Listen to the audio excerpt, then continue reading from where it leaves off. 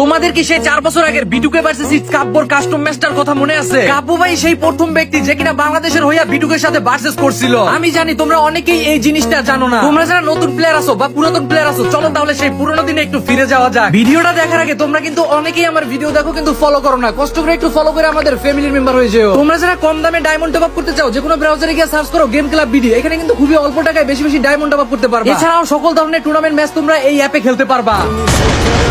Sam, let me do 1 versus 1.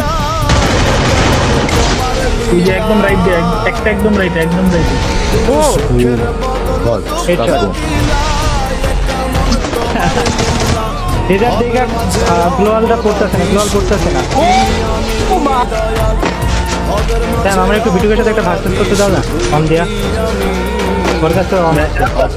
হ্যাঁ কোথায় ও সেটা দেখো। হ্যাঁ পারবো বাইর করতে পারবো। না না না প্র্যাকটিস করা লাগবে, মারো মারো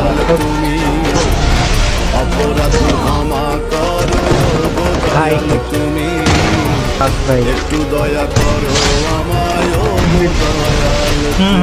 গ্লিচের মধ্যে যদি মায়েরা দেয় ভাই, তাহলে ব্যাপারটা খুবই বিচ্ছিন্ন লাগবে। হ্যাঁ গ্লিচের মধ্যেই মারবে সে। হিল্লা ভিতর দিকে যাও, কি বাজারে ঢুকো।